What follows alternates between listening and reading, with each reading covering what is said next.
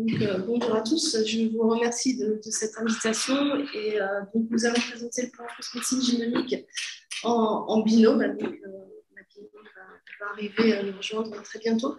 Donc, je suis Frédérique Novak, je suis la coordinatrice opérationnelle du plan France médecine génomique. Donc, tout déjà, on va quitter le monde de la recherche. C'est un plan de santé publique qui s'inscrit dans le soin avec une articulation et un continuum soins-recherche. Et on a toute une activité qui se place dans le cadre du soin. Je suis scientifique de formation, ingénieure, ayant fait une thèse de biologie, de pharmacologie moléculaire. Et puis, j'ai rejoint l'INSERM il y a 2 ans, mais je connais la jeunesse du plan France médecine génomique parce qu'auparavant, j'étais à l'Institut national du cancer. Et dans ce cadre, j'étais une des représentantes de cet institut dans la mise en place de ce prix. Et puis, Anne Cambon se présentera quand elle me rejoindra. Donc, tout d'abord, quelques mots d'introduction sur la médecine génomique. En fait, ça s'appuie sur une révolution technologique qui vient impacter largement le parcours de soins et qui permet de savoir si des traitements sont de s'interroger sur l'efficacité des traitements, de savoir, de poser un diagnostic dans certains cas à partir de symptômes non expliqués, de savoir de connaître le traitement le mieux adapté pour le patient, d'avoir aussi des informations sur la tolérance de ces traitements et enfin de pouvoir prédire l'évolution et d'avoir des informations pronostiques, de pouvoir prédire l'évolution des maladies. Donc, en fait, ça implique de connaître le génome des patients, que ce soit son génome constitutionnel ou le génome de la tumeur en cancérologie. Et c'est utilisé à la fois dans le diagnostic. Alors, dans le champ des maladies rares, ça permet de lutter contre les errances diagnostiques. Un grand nombre de maladies rares sont d'origine génétique. Et donc, de séquencer le génome des patients, ça permet de poser un diagnostic, de proposer un conseil génétique à la personne et aux membres de sa famille, d'adapter la surveillance des traitements et également de plus en plus dans le champ de maladies rares, de proposer aussi des traitements adaptés à la forme génétique de la maladie. Et puis en cancérologie, on entre dans ce qu'on appelle la médecine de précision, qui est vraiment de connaître de façon la plus précise possible la biologie de la tumeur et son évolution génétique, pour identifier des sous-groupes de patients qui ont vraiment pour lesquels les tumeurs ont vraiment des comportements très différents, et de pouvoir développer des médicaments et proposer des médicaments qui sont adaptés à la caractéristique moléculaire de ces tumeurs. Donc, c'est vraiment quelque chose qui s'est développé à partir du développement de la génétique dans les années 2000 et c'est rentré en pratique clinique à partir des années 2005-2010 et avec un développement qui est expliqué sur cette diapositive. Donc, en fait, le séquençage complet ne vient pas s'appuyer sur rien. Il y a déjà une organisation en France de la médecine génomique avec 2 champs séparés, celui de la génétique constitutionnelle, donc principalement pour les maladies rares, et puis celui de la génétique tumorale pour tout ce qui concerne la cancérologie. Donc, ça a commencé dans les années en pratique clinique. Ça a commencé au début des années 2000-2005 avec à ce moment-là une analyse gène par gène. On recherche un gène impliqué dans une maladie ou on recherche un biomarqueur spécifique dans une tumeur avec un réseau de laboratoires qui s'est mis en place et donc qui est réparti sur l'ensemble du territoire. Et puis, dans les 2 années 2010, est arrivé d'abord dans le cadre de la recherche et puis ensuite dans le cadre du soin, du séquençage qu'on appelle de nouvelle génération, qui permettait d'analyser en une seule fois un panel de gènes, donc c'est un groupe de gènes, et donc d'étendre la possibilité de rechercher des diagnostics plus précis ou des traitements plus adaptés. Donc ça s'est mis en place progressivement dans ces laboratoires au cours des années, entre les années 2012 et puis au-delà. Et puis, à partir de 2016, donc, est arrivée la volonté de faire rentrer le séquençage, cette fois du génome complet, dans le cadre des soins. Et donc, ça s'est concrétisé par la mise en place du plan France Médecine Génomique. Et donc, qui, encore une fois, ne vient pas s'appuyer sur rien, mais vient s'appuyer sur ces dispositifs existants qui étaient dans le champ des maladies rares et de la cancérologie. Alors, comment ce plan s'est mis en place? En fait, il a commencé par c'est un plan de santé publique donc, qui a été porté à un niveau politique et qui a commencé par l'envoi d'une lettre de mission du Premier ministre de l'époque, qui était Manuel Valls, en 2015, au président d'Avisan, qui est l'alliance des organismes de recherche qui travaillent dans le domaine des sciences de la vie. Et dans cette lettre de mission qui était assez précise, il posait un certain nombre de questions sur justement la volonté de mettre en place ce plan. Je vais mettre des lunettes. À la fois déterminant la place du séquençage dans la stratégie diagnostique, mais ça posait aussi la question de la place d'un modèle économique de la mise en œuvre de ce plan.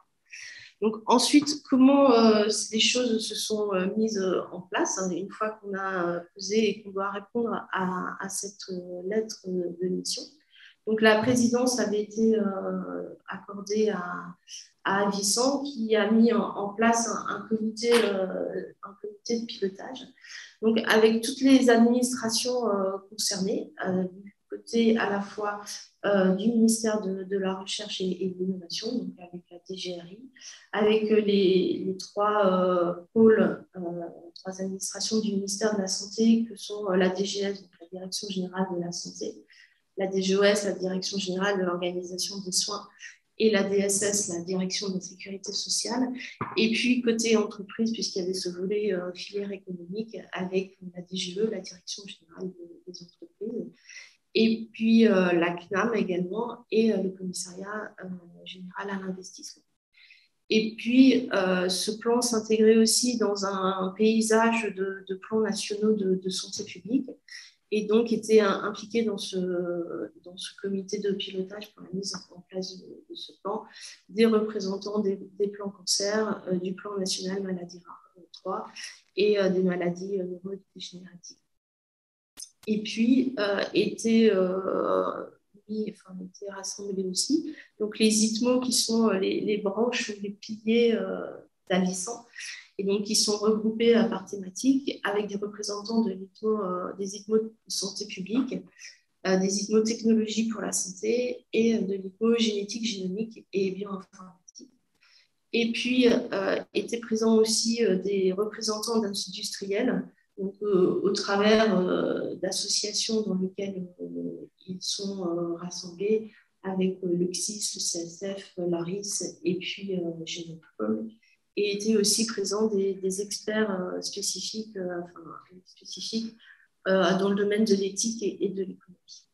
Et donc, l'objectif de ce comité de pilotage et ses missions, c'était à partir de cette commande qui était assez large, de proposer une méthodologie de travail, d'identifier, de constituer des groupes de travail donc en identifiant les experts qui pourraient y participer, et coordonner ces groupes de travail et puis suivre l'avancement de ces travaux. Alors, la question qui était posée, c'était quelle organisation mettre en place. Donc, pour faire du séquençage, soit de l'exome, soit du séquençage du génome entier, ou de l'exome, donc qui est un fragment du génome, dans une stratégie diagnostique ou à visée thérapeutique, donc en pratique. Donc, il y a eu quatre groupes de travail et 4 questions qui se sont mises en place à partir des questions qui étaient posées dans la lettre de mission, qui était de déterminer la situation internationale et les perspectives à 10 ans en termes de médecine génomique, de recenser à la fois les innovations et les enjeux industriels que cela posait, de faire un état des lieux en France d'un point de vue à la fois de la recherche et des applications physiques, en faisant en particulier une cartographie de l'existant et un état des lieux des besoins. Et puis de mettre en place des recommandations à la fois sur les infrastructures à mettre en place et sur l'organisation. Donc, entre juin et octobre 2015, donc, 4 groupes thématiques ont été mis en place, donc, qui reprenaient les questions qui étaient posées, qui ont permis d'établir un rapport intermédiaire et de passer à la deuxième étape qui a eu lieu entre octobre 2015 et mars 2016, où se sont mis en place cette fois 4 groupes de travail transversaux. Donc, le premier qui concernait ce qui s'appelait le collecteur analyseur de données, qui est l'élément central en termes à la fois d'analyse des données et d'outils qui permettent de réutiliser ensuite les données pour la recherche. Un groupe de travail qui s'intéressait à la structuration du parcours de soins. Donc, comment ce séquençage allait s'intégrer dans l'organisation existante. Quel laboratoire de séquençage allait-on mettre en place, un seul centralisé, complètement décentralisé, ou alors un groupe avec une organisation plutôt régionale. Comment ce séquençage allait s'intégrer aussi, enfin, quel parcours de soins ou comment mettre en place le circuit des patients pour faire ce séquençage à très haut débit. Et puis, la mise en place aussi de projets pilotes et ce qu'on a appelé d'un centre de référence d'innovation et de technologie dont l'idée avait émergé dans des groupes de travail précédents, qui était une espèce de vigie qui est là à la fois pour faire de la veille technologique, parce qu'on est sur un domaine qui bouge beaucoup en termes de dynamisme technologique, et qui puisse aussi servir de fournir des références et d'harmonisation des pratiques entre les différents laboratoires. Et puis, un quatrième groupe de travail transversal sur la mise en place d'une filière industrielle, puisque là encore, c'était une question assez importante dans la mise en place du plan. Et donc, ça a conduit à un projet de structuration nationale avec dans ces groupes de travail, donc plus de 160 personnes qui ont été mobilisées et donc qui reprenaient finalement la composition du comité de pilotage. Donc, dans ces groupes de travail, on y retrouvait des représentants institutionnels, donc des différentes institutions au niveau national, des personnes expertes à la fois dans les domaines de la recherche concernée, de la santé et de l'industrie, des représentants des agences de recherche, alors des agences à la fois de recherche et à la fois sanitaires, les administrations centrales des ministères, donc que ce soit le ministère de la Recherche, le ministère de la Santé, le ministère de l'Industrie, des représentants des industriels de la CNAM et de la Haute Autorité de Santé, le secrétariat général pour l'investissement, et puis étaient aussi présentes des représentants de l'école d'économie de Toulouse pour adresser toutes les questions en lien avec les aspects médico-économiques de l'intégration du séquençage du génome complet en pratique clinique. Alors, ça aboutit à la remise d'un rapport aux politiques au cours d'une cérémonie dans laquelle étaient présents donc, non seulement le PDG d'Avissan, mais aussi le Premier ministre et les ministres en charge de la santé et de la recherche. Donc, cette photo voilà, montre aussi le portage politique en fait, de ce type de plan de santé publique et de la façon où il y a effectivement un pilotage politique et institutionnel assez fort. Et donc, il était concrétisé donc, sous la forme de ce document. Donc, C'est ce qui est finalement fait foi dans le plan France Médecine Génomique. Et donc, au final, les ambitions étaient donc d'intégrer la médecine génomique dans le parcours de soins des patients. Du fait qu'on soit dans le cadre du soin, c'est toujours un point important en France, c'est de permettre un accès équitable aux soins et donc dans ce cas, un accès équitable au séquençage du génome complet en pratique clinique. Donc, je vous ai beaucoup parlé de maladies rares et de cancers au cours de mon intervention pour le moment, parce que c'est en cancérologie et dans le champ des maladies rares que se trouvent les applications cliniques à ce jour, mais avec une volonté de pouvoir élargir aux maladies communes en fonction de l'évolution des connaissances et dès que des applications cliniques pourraient arriver dans le champ de telle ou telle maladie commune. Mais il commence dans un premier temps pour les maladies rares et les cancers. Et puis, la troisième ambition était de développer une filière de médecine génomique en lien avec les aspects économiques dont je vous ai parlé. Donc, une fois que ce plan a été publié, donc, il était sous forme d'un rapport avec centré autour de trois grands objectifs et décliné en 14 mesures, sans les reprendre une par une, mais ça permettait de dessiner la façon dont ça avait été pensé dans les groupes de travail, avec la mise en place des infrastructures nécessaires au séquençage, de prendre en compte à la fois les aspects de formation, de sécurité, de qualité, de mettre aussi, de s'inscrire dans un contexte international et de réfléchir également à la gouvernance du plan. Mais une fois que ce plan a été publié, décliné en objectifs et en mesures, il s'agit ensuite de le mettre en place de façon opérationnelle. Et là encore, il y a une marche énorme entre traduire un document aussi ambitieux soit-il et vraiment le traduire en action concrète et opérationnelle.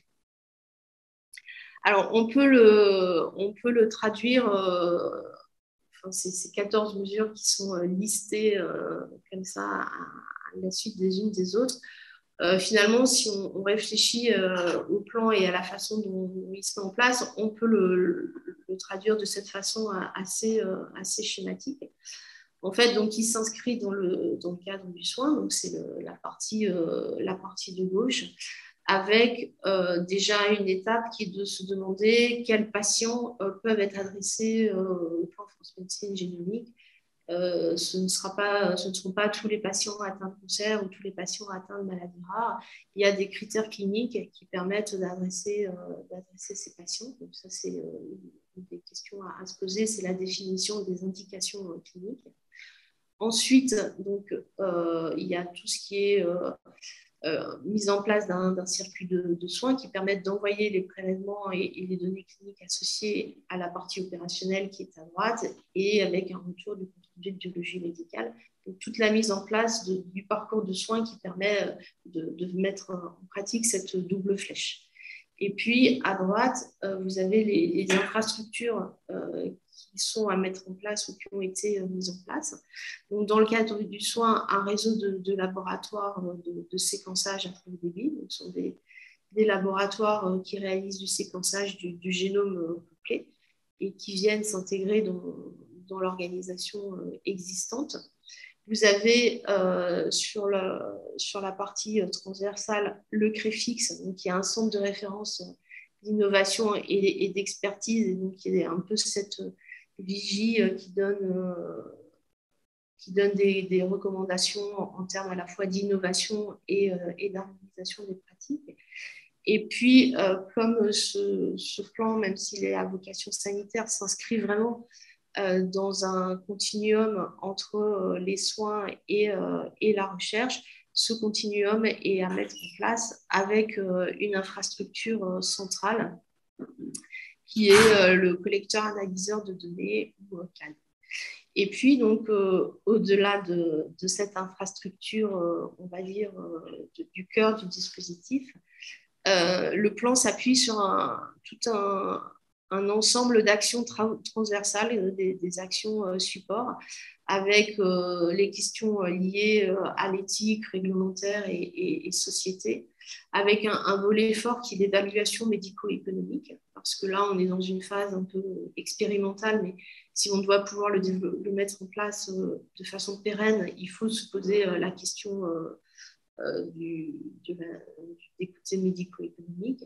Tout un volet autour de la formation, parce qu'on fait appel à de nouvelles compétences, de nouveaux métiers, des personnes aussi, enfin des métiers existants, mais en nombre plus important. Donc, ce volet-là est à prendre en compte.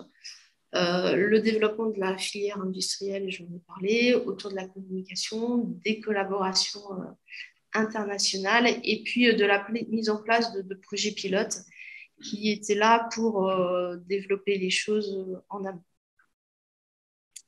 Merci Anne. Voilà, j'accueille ma collègue Anne qui nous rejoint au très bon moment.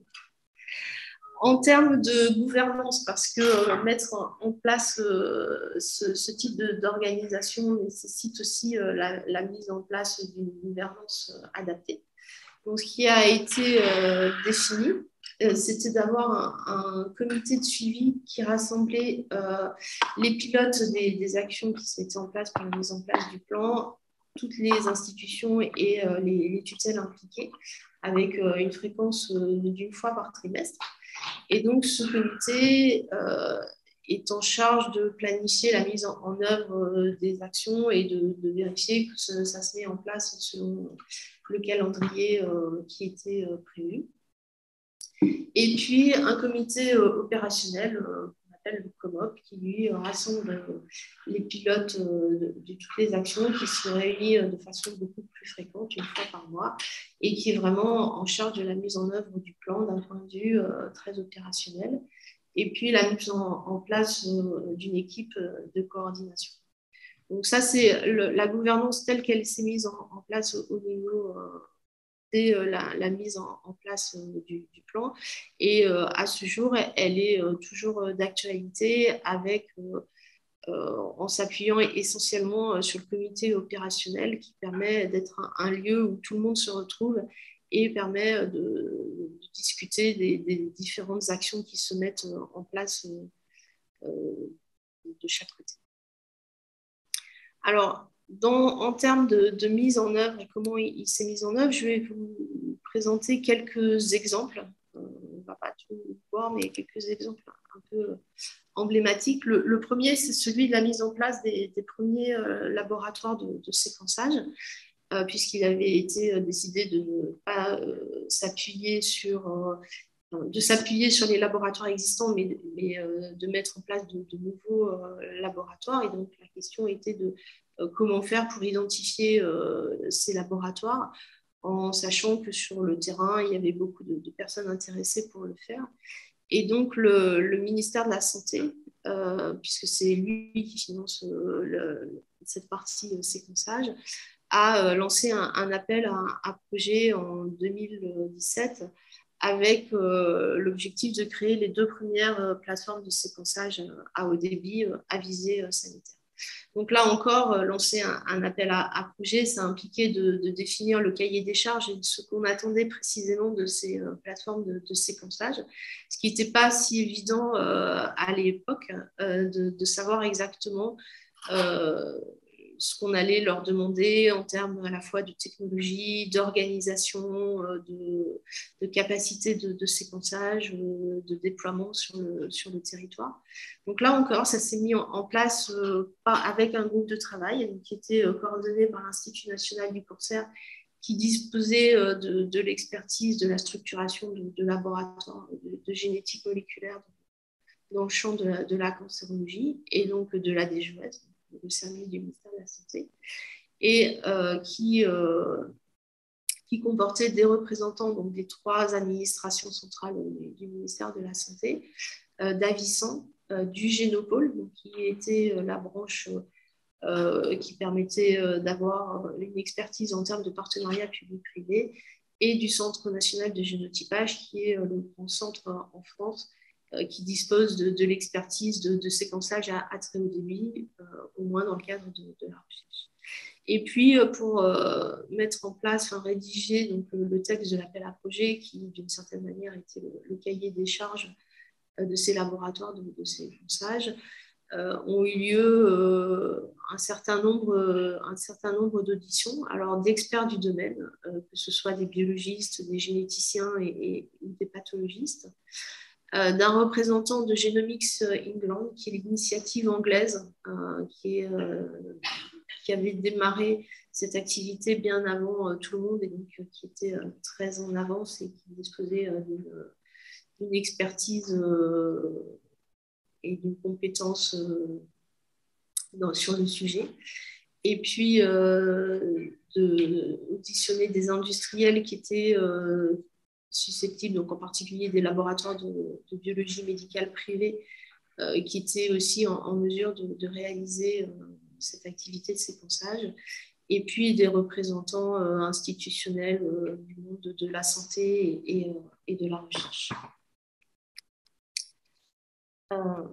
Donc, cet appel à projet a été lancé, et de façon assez après classique, avec un processus de sélection qui a permis, par un jury international, qui a permis de sélectionner les 2 premiers laboratoires de séquençage que je vous présenterai par la suite. La deuxième question qui se pose, c'est comment définir, comment identifier les patients qui pourront être adressés au plan Transmédecine Génomique 2025, dans la mesure où on s'adresse, encore une fois, dans le cadre du soin. Donc,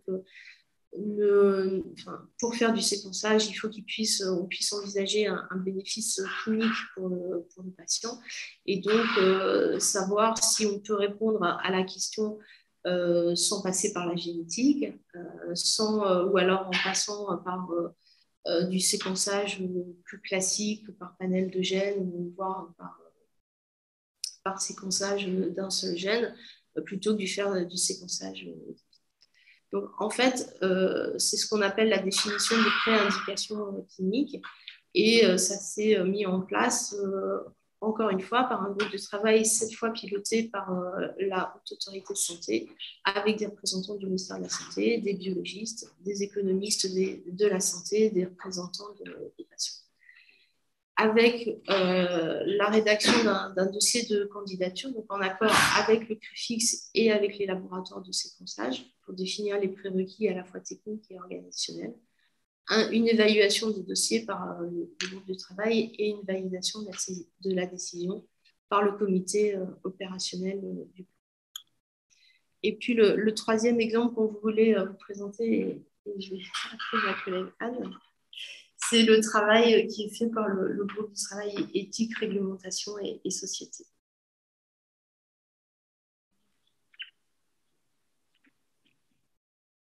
Merci, bonjour. Je suis Anne Normand-Domsel, dehors de notre foyer dans les transports parisiens. Je baigne dans l'interdisciplinarité dans le labo où je travaille à Toulouse, et également dans le plan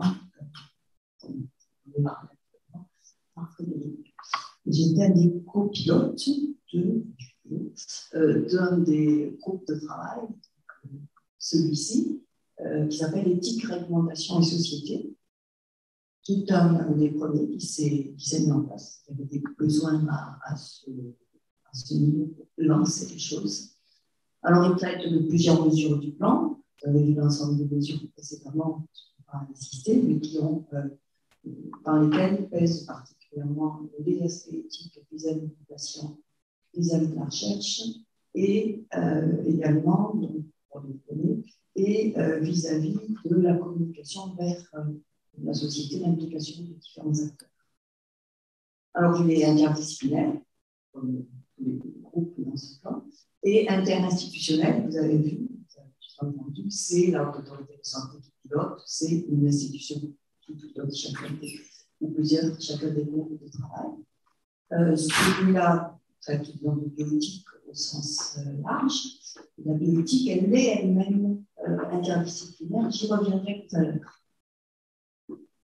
Donc là, ce groupe s'est organisé en 2016 et s'est divisé, s'est réparti en plusieurs tâches, dont une je vais vous parler, qui était sur l'information des patients et le consentement.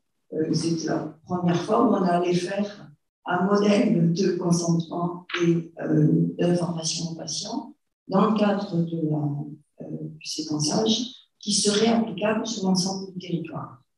Je vais passer à la suivante. Donc, ce groupe sur l'information et le consentement était copiloté par l'Alliance Avisant et par le DGS, le ministère de la Santé. Vous voyez sa composition en termes de type d'acteurs présents.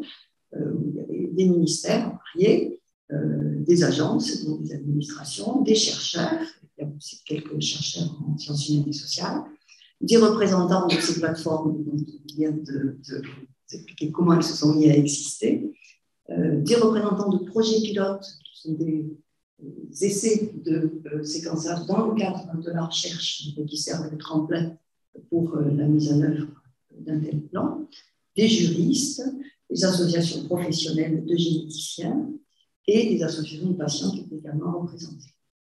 Donc, on s'est réunis, on a travaillé, on a fait une étude avec eux et puis on s'est lancé à établir des consentements et des formulaires, des notices d'information pour les patients, donc valables, qui seraient utilisés dans le cadre entier du plan partout en France.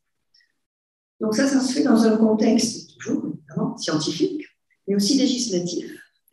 Jusqu'alors, le séquençage du génome entier, c'était principalement réalisé en recherche, pas dans le soin. C'était gouverné, donc ça allait l'être par deux lois différentes, une pour la recherche biomédicale et, sur l'homme, et une qui est la loi de bioéthique, qui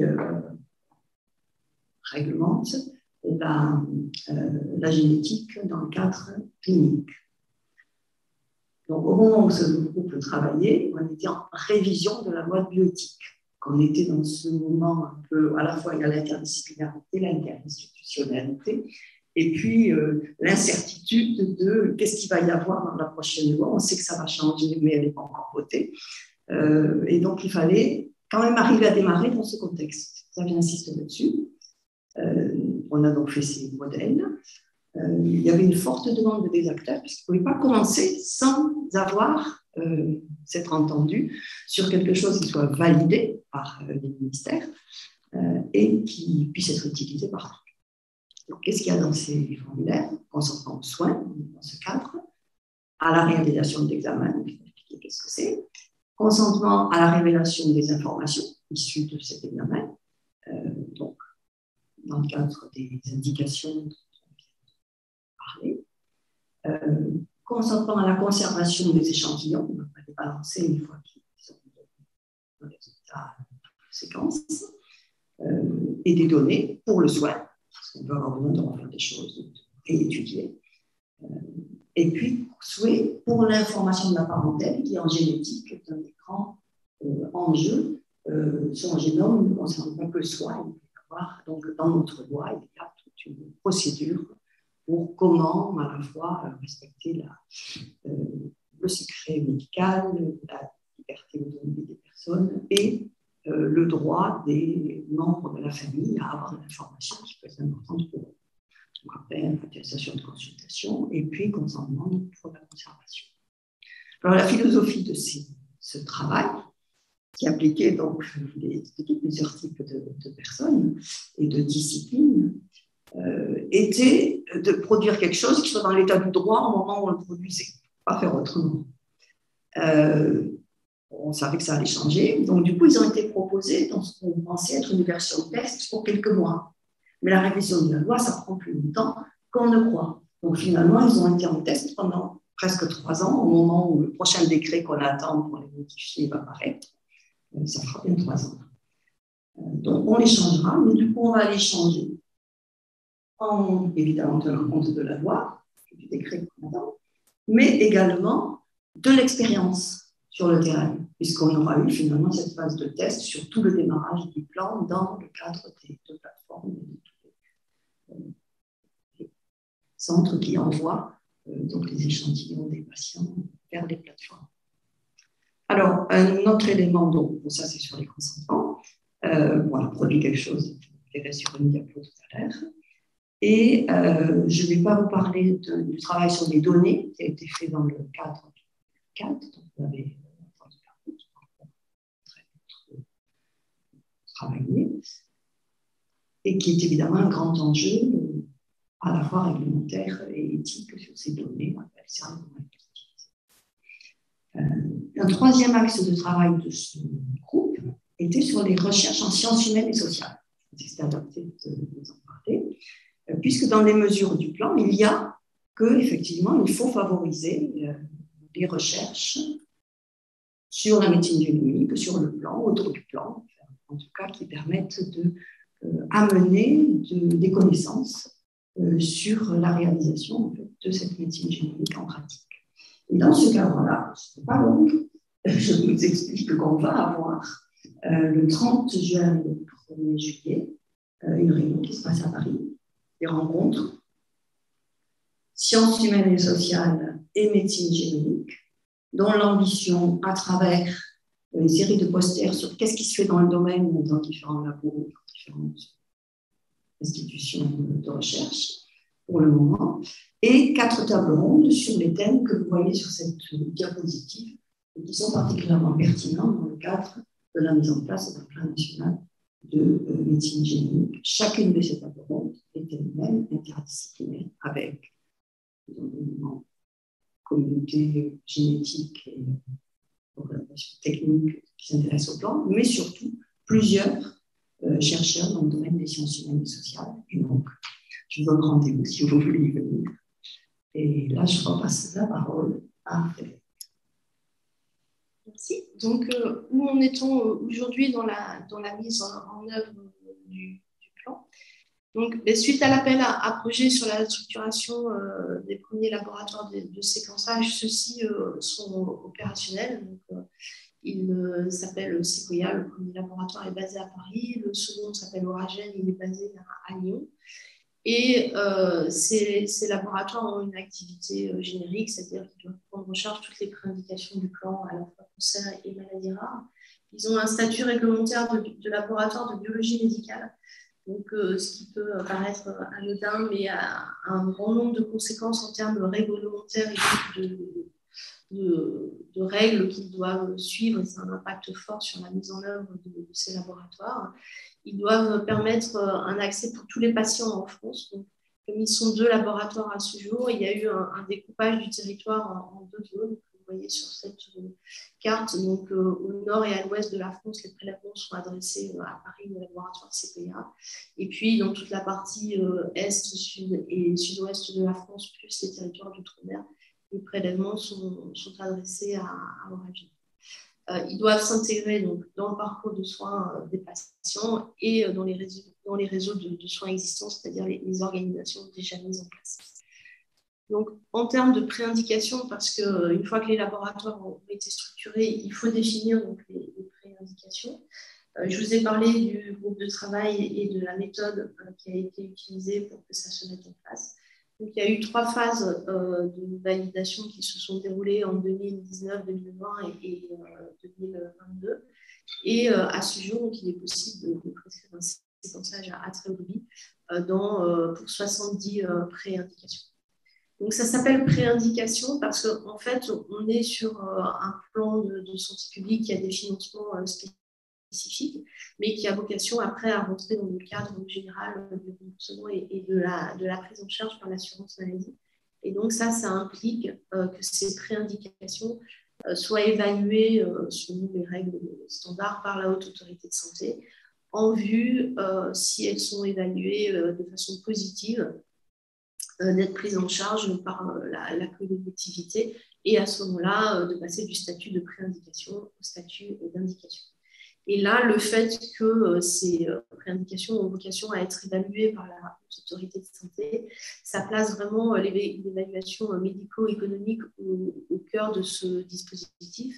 Et donc, avec la mise en place d'un projet porté par le plan, sur en particulier l'évaluation médico-économique des laboratoires de séquençage, mais pas seulement en fait, de l'organisation qui a été mise en place. Et c'est un projet national qui s'appelle Sécogène et qui donc rassemble des économistes de la santé. L'autre point important et qui a pris du temps, qui a pris beaucoup plus de temps que ça n'avait été anticipé quand le plan s'est mis en place et qui explique en grande partie le décalage qu'on a eu entre la publication du plan et la mise en œuvre du séquençage opérationnel, c'était la structuration du parcours de soins, donc qui était de tout ce qui doit se passer entre de la première consultation entre le patient et son médecin jusqu'à la remise du compte rendu biologie médicale. Et ça implique des étapes qui sont nouvelles, en particulier la structuration de réunions de concertation pluridisciplinaire en amont du séquençage pour valider le fait que le patient réponde bien aux indications cliniques, et puis en aval du séquençage pour discuter des résultats de ce séquençage et proposer des recommandations de prise en charge.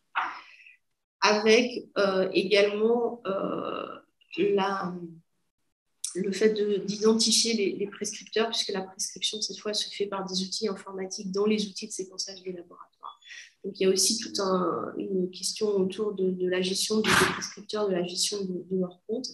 Et puis, ce qui a aussi été compliqué, c'est l'organisation du recours aux biologistes qui font l'interprétation des résultats et dont les expertises sont réparties sur l'ensemble du territoire, mais d'un point de vue réglementaire, ça posait des difficultés puisque les laboratoires, normalement étant situés à Paris et à Lyon, de par la réglementation de la biologie médicale, ne peuvent pas faire appel à des personnes en dehors de leur établissement. Et donc, une fois que ce parcours de soins a été structuré, il y a eu aussi beaucoup d'actions qui se sont mises en place pour le faciliter. Parce qu'une fois qu'il a été expérimenté par les premiers, à la fois cliniciens et biologistes qui l'ont pratiqué dans la vraie vie, tout un tas de difficultés, de freins ont commencé à émerger, et donc à laquelle il a fallu répondre en fonction, au cas par cas, en fonction des demandes. Par exemple, avec la création de postes qu'on a appelés assistants de prescription, qui sont des personnes qui sont sur le terrain et qui sont là pour accompagner les cliniciens, justement à appréhender ce parcours de soins et cette organisation qui se met en place, et à mettre de l'huile dans les rouages au niveau local, avec la mise en place de RCP transversale, avec aussi donc, cette possibilité de faire appel à des biologistes extérieurs au laboratoire de séquençage pour contribuer à l'interprétation des résultats et donc avoir accès à l'ensemble des compétences sur le territoire. Parce que je vous rappelle que, par exemple, dans certaines maladies rares, les expertises sont en petit nombre, parce que les patients sont en petit nombre, on est sur des disciplines très étroite, et donc de pouvoir faire appel à tel ou tel expert est vraiment quelque chose d'essentiel. Et puis tout un projet aussi autour de l'interopérabilité des données génomiques avec les bases qui existent déjà à la fois dans le champ des maladies rares et dans le champ des cancers, pour à la fois éviter les doubles cévisies et pouvoir avoir un lieu où toutes ces données circulent de manière fluide. En termes d'information et de consentement, donc voilà, on a abouti à des notices d'information et à des consentements donc adaptés à chaque situation, cancer et maladies rares. Et puis, si on doit conclure, juste donc pour vous dire qu'à ce jour, on a plus de 10 000 prescriptions qui ont été faites dans le cadre du plan et 4 000 comptes rendus qui ont été rendus, avec une activité plus forte dans le champ des maladies rares. Pour ça, je vais passer la parole à Anne. Et je ne vais pas rallonger, je pensais que dans forum, c'était dommage de ne pas parler du focus sur l'interdisciplinarité. Donc ça, je précise, c'est une vision personnelle, c'est une réflexion, et ça n'engage pas le plan, parce qu'en fait, ça a été discuté avec personne d'autre du plan. Donc, il y a eu, vous l'avez vu, de l'interdisciplinarité dès la préparation du plan, les phases en amont. Elle est présente à tous les niveaux du plan, mais ce n'est pas seulement à travers les disciplines scientifiques, qui évidemment sont présentes aussi. Il y a de la médecine, de la biologie, de l'informatique, du droit de l'économie, vous avez entendu tout ça. Il y a une diversité aussi institutionnelle, donc vous avez eu des exemples, une diversité des métiers, avec des nouveaux métiers qui apparaissent au fur et à mesure que la génétique se développe, aussi divers que la psychologie et la bioinformatique, pour en entendre deux, et une diversité des acteurs, y compris évidemment les patients ou leurs représentants. Alors, il y a des enjeux dits, et puis il y a des enjeux non dits, peut-être être un peu dits. L'interdisciplinarité dans un projet dont vous avez mesuré la complexité est implicite et considérée comme allant de soi parce qu'elle est indispensable. Et donc, puisqu'il la faut, ben, oui, c'est l'interdisciplinarité. Et il y a eu une attention particulière parce que ça, c'était complètement indispensable pour arriver à obtenir un plan et à le mettre, à le faire démarrer. Aux dimensions interinstitutionnelles et à la diversité des acteurs et des secteurs concernés. Il y a eu beaucoup moins d'attention à l'interdisciplinarité en elle-même en tant qu'enjeu. Et du coup, moins d'attention aux méthodes et aux constructions des dialogues interdisciplinaires. Ce qui peut, en dehors de tous les aspects administratifs, vous avez entendu parler, expliquer aussi pourquoi on a patiné à certains moments. Peut-être cette interdisciplinarité qui nous était indispensable, on n'avait pas assez travaillé en tant que tel. Alors, mon dada, c'est la bioéthique, comme en fait un paradigme d'interdisciplinarité. J'ai fait un projet là-dessus il y a quelques temps. Et la bioéthique, au sens général, au sens large, elle peut être considérée comme un objet frontière entre les pratiques interdisciplinaires en sciences, la construction des politiques scientifiques et les défis de la science dans la société. Et de plus, en pratique, elle irrigue les pratiques en soins de santé, là on est en plein dedans, et elle est une composante importante de la biomédecine et de la santé publique. Donc en fait, à travers, c'est pour ça que j'insistais un peu avant sur le groupe de travail, à travers la bioéthique, finalement, on peut travailler en profondeur l'interdisciplinarité. Et cette réflexion est stimulée en fait par ce colloque. Je pense que la confrontation d'expériences diverses d'interdisciplinarité peut éclairer des voies possibles dans l'implémentation du plan, pour pouvoir s'en inspirer. Et poser l'interdisciplinarité comme un des enjeux du plan, et pas seulement comme un outil nécessaire à sa mise en œuvre, pourrait permettre une flexibilité nouvelle, que j'appelle de neveu, qui commencera avec ces rencontres sciences humaines et sociales et médecine génomique dont je vous ai parlé.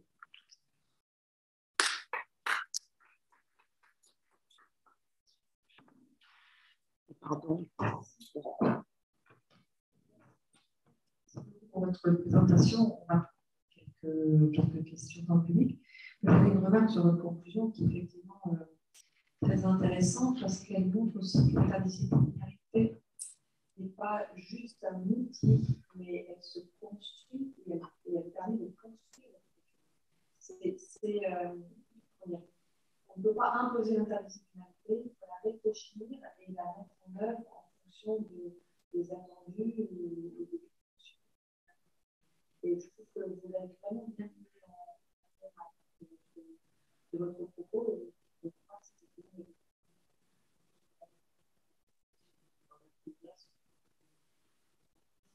Il y a des questions dans la salle.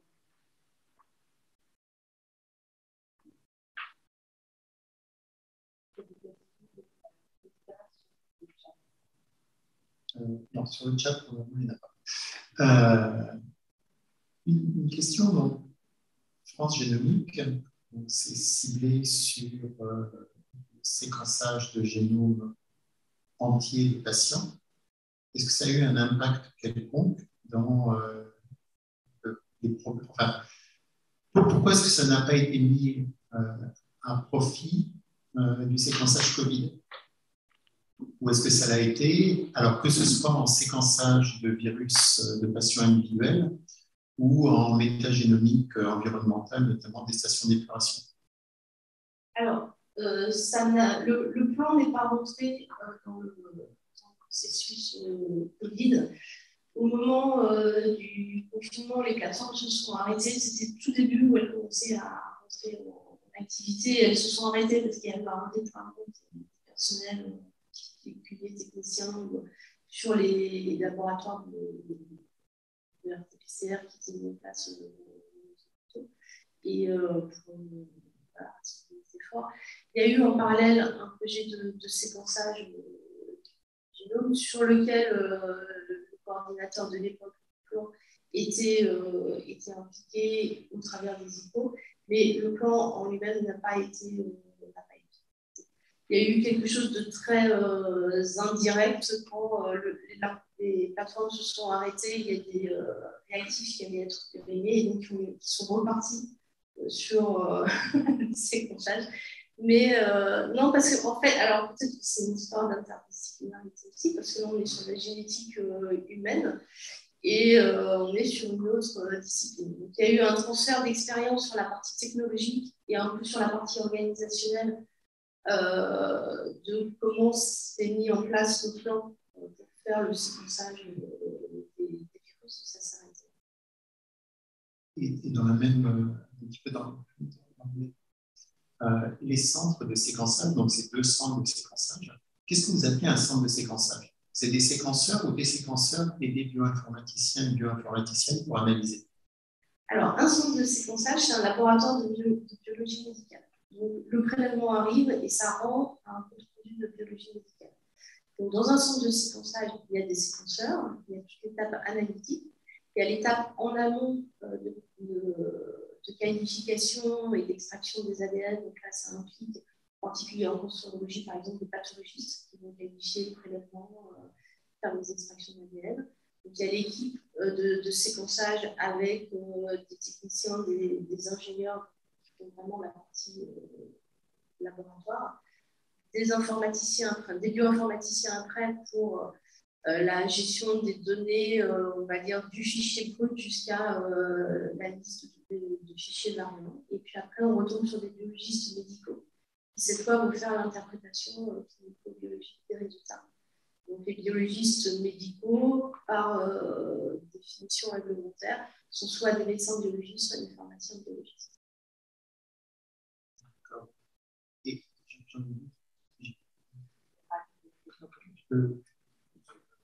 vas-y.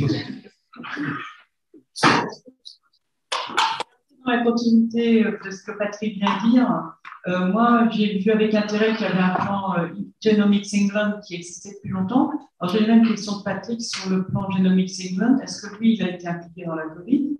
Est-ce que ça explique qu'on a vu quand même beaucoup plus de séquençage génomique en Angleterre qu'en France au tout début? Et ma deuxième question, c'est, bon, j'ai compris que le plan Genomics France n'était pas en place pour la Covid passée, mais est-ce qu'elle va être en place pour la Covid future? Alors, d'un point de vue, déjà, les 2 laboratoires en eux-mêmes sont des laboratoires de biologie médicale. Donc, quand on fait du séquençage du virus en lui-même, c'est une autre activité, donc ils ne peuvent pas le faire en tant que tel. En fait, il peut y avoir un transfert d'expérience. Genomics England et les Anglais ont été effectivement très actifs dans le domaine du séquençage.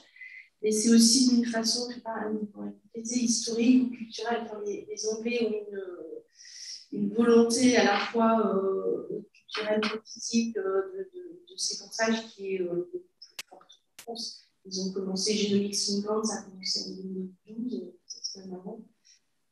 Ils ont une avance qui est beaucoup plus forte que nous. Et en fait, ce n'est pas l'organisation en tant que telle qui faisait le séquençage humain, qui fait le séquençage des virus, mais en fait, ils se sont aussi appuyés sur toute l'expérience qui avait été menée. Et les Anglais sont très en avance au niveau local. Ça continue. La question elle est un petit peu très à ça également. Une des caractéristiques des Anglais, c'est de voir très rapidement mis à contribution la communauté des écologues, des évolutionnistes des communautés qui également seraient tout à fait utiles pour d'autres maladies.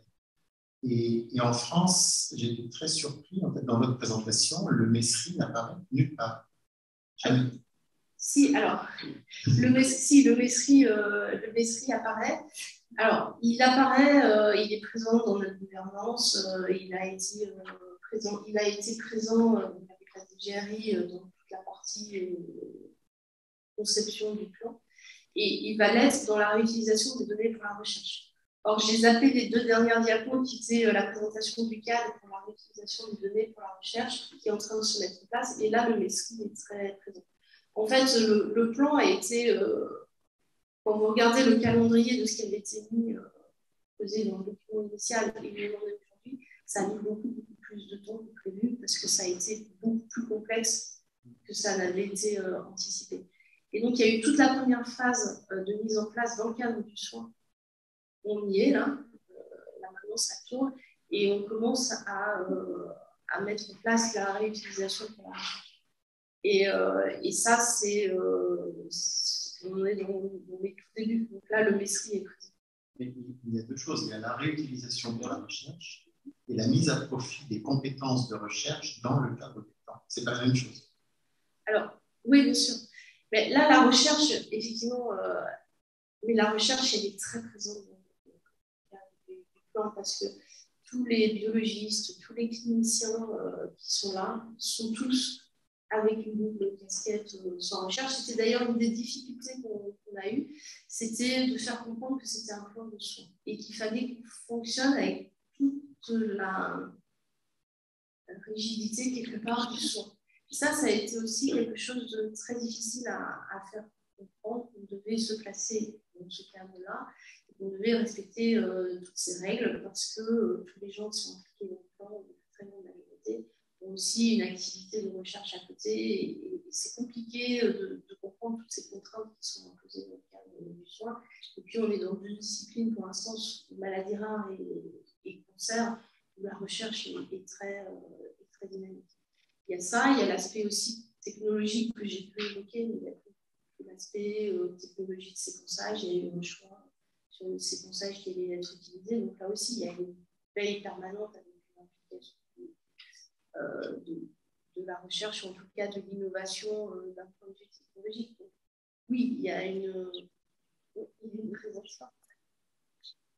Oui, là-dessus, justement, je voudrais insister sur une chose que vient de dire Frédéric. Dans d'autres pays, notamment en Angleterre, mais aussi dans d'autres pays, ce qui a été fait, ce qui a été financé, c'est la recherche. On va financer le séquençage de 500 000 patients, mais c'est dans un cadre d'organisation de recherche. Nous, on a 4 projets pilotes de recherche, mais le plan français, c'est sa grande originalité, s'est mis d'emblée en disant c'est l'implémentation dans le soin de techniques qui, par ailleurs, ont été développées et continuent de bénéficier des progrès qui s'y font dans la recherche. Et il fallait aussi, vis-à-vis de l'aspect communication avec le public, etc., éviter, parce que c'est un écueil, que ce soit dit, on fait ce truc, on fait croire que c'est pour les patients, en fait, c'est pour la recherche. Ce qui est un glissement très, très, très rapidement fait et qui peut nuire beaucoup à un plan dans le cadre santé. Donc, il y avait ces 2 écueils à éviter. Premièrement, on était dans le soin, ça a été bien dit. Et donc, on a lâché. On a lâché. C'est peut-être parce qu'il faut se taire. J'ai changé de pile. Et puis, cette idée qu'effectivement, il fallait faire entrer dans la communication du plan l'idée que c'était la mise en œuvre dans le cadre du soin de ces progrès, là où c'était utile avec le système de préindication, et que ce n'était pas une façon déviée de transformer les patients en sujets de recherche en leur disant plus ou moins, etc. D'où les consentements bien détaillés sur ces sujets-là, que les données seraient réutilisées, mais que l'on leur faisait pour le soin.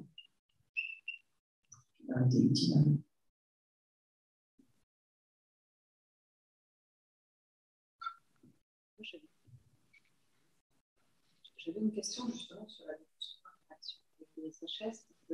elles sont arrivées précisément au niveau de la réflexion sur l'éthique. C'est bien ça. C'est-à-dire qu'en amont, il n'y a aucun expert qui a participé à la mise en place du projet. Si.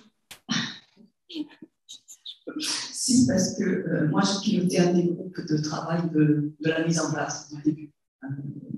Et ensuite, quand les groupes transversaux ont été créés pour concevoir le projet, il y avait une action transversale sur les aspects éthiques, etc. Et dans lequel il y avait, donc après, des chercheurs dans les SHS, des gens qui faisaient aussi de l'éthique clinique, etc. Et c'est pour ça d'ailleurs que dans le plan, si vous lisez, c'est une littérature extrêmement délicieuse à lire, soit ensemble. Les mesures du plan, il y a 2 mesures où la mention de recherche et de sciences humaines et sociales est mentionnée en toutes lettres comme un des éléments que le plan doit mettre en place. Donc, il y a eu cet impact dès le début. Et puis l'économie, qui fait aussi partie des sciences humaines et sociales, enfin des sciences sociales en tout cas, a été présente dès le début de la conception. Il y a un nombre de chercheurs, du coup, par domaine disciplinaire, vous avez une idée de la répartition? Non, je ne saurais pas vous dire. Mais bon, le colloque dont vous avez parlé,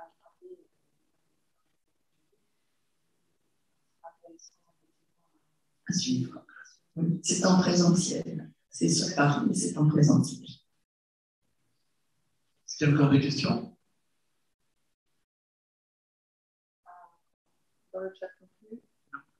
Écoutez, on reste à vous remercier. Et désolé pour le retard. Oui, c'est pas grave.